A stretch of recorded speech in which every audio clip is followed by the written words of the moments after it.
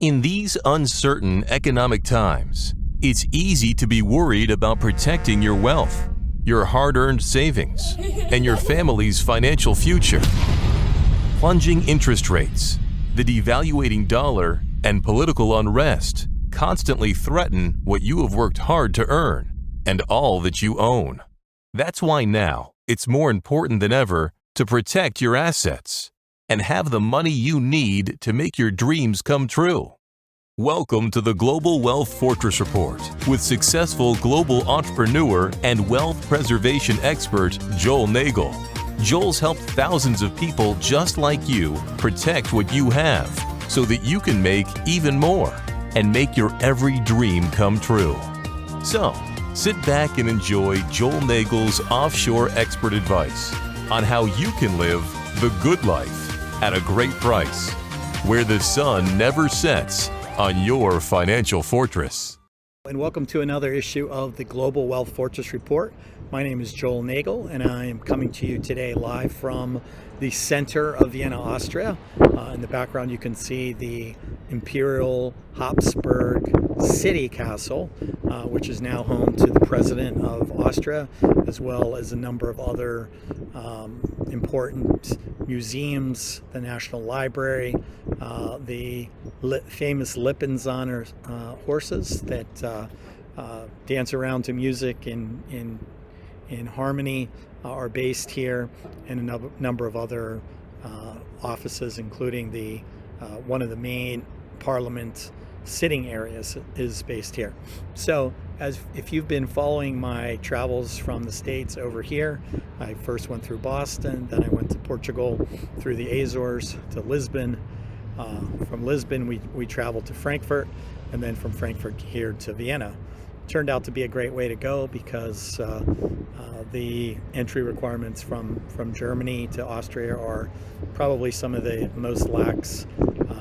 Obviously, I had to have my negative COVID test, and we had to walk in front of a thermal screen that basically showed that we didn't have a temperature, but it didn't take more than a few minutes. It's important to let you know that if you want to have that kind of mobility, you really should be thinking about getting a second residence or passport. You cannot have all your proverbial eggs in one basket. And I think, for many years we figured, well, the U.S. passport is one of the best in the world, so we don't have to worry about this issue like other people. But now, with the current coronavirus lockdown, with the political tensions in the States, the U.S.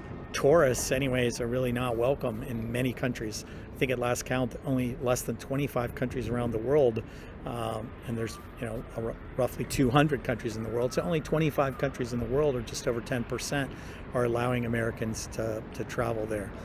Having a second residency, having a second citizenship is really the key to be able to maintain your freedom of travel, to maintain your flexibility when things like this happen. So I'm very grateful that we have ours. We traveled, as I mentioned, through Portugal. We have Portuguese residents.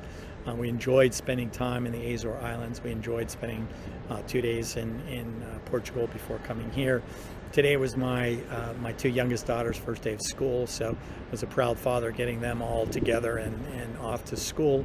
And I just thought it would be nice to talk to you today, and over the next few days I'm going to be finishing up this series about second residency and citizenships, and I thought I'd do it with some of the more famous cultural icons from Vienna, Austria in the background. I'll touch a little bit on Austria. I've had a few questions about Germany too, so I'm going to just mention Germany. In fact, Germany doesn't really have a second citizenship program, and it's still one of the few countries in the world that prohibits you from having two citizenships. So if you go through the hoops and hurdles to get a German citizenship, then you have to give up whatever citizenship you have. They're one of the few countries that really mandate that you only have one citizenship. Most countries now really don't care. You can have two, you can have three, you can have five. It really doesn't matter. But one thing I will mention about Germany, and this dates back to World War II, at the end of World War II, Germany is one of the few countries where it's very easy for Americans to get a visa.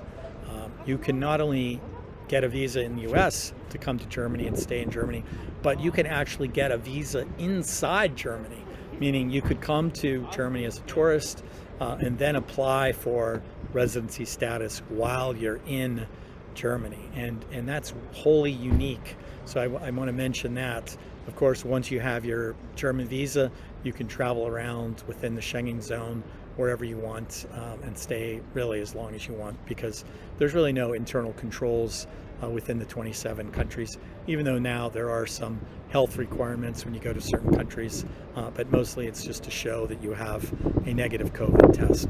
So I just wanted to mention Germany, get it kind of out of the way. Over the next few days, as I mentioned, I'm going to be talking about Austria. It's a place that that my family has grown to love. My extended family, part of it came from Austria, and we've maintained a home here for about 15 years, and we like spending as much time here as we can. So I'm going to talk about the different ways you can qualify for Austrian residence and citizenship.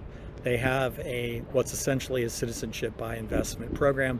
It's quite expensive, and it requires a massive investment, but there are some ways to get other residents, different types and different statuses of residence here that can allow you to stay, that it will eventually work towards citizenship if that's what you want. So I'm also going to, before I sign off, I just want to mention that in November, right after the US presidential elections, we're going to be hosting my law firm's annual Asset Protection Investment Conference. It's going to be November 14th to 18th in Las Vegas, Nevada. And we've done this conference every year outside the country, but because of all the travel restrictions for Americans, we thought it would be better to do it in the US this year. So for the first time ever, this is our 24th annual conference. We're going to be doing it in the US. And if you'd like more information about the conference, just click on the link below, and I'll make sure I can get you some information. So I hope to see you. It'll really be, I think, the seminal event interpreting the elections, which will be just behind us, and talking about ways that you can build your own wealth fortress. So until then, I'll see you next time on the Global Wealth Fortress Report. My name is Joel Nagel, and see you tomorrow. Thanks for joining Joel Nagel and the Global Wealth Fortress Report, a whole new approach to asset protection and estate planning, so that now you can live the good life at a great price, where the sun never sets on your financial fortress.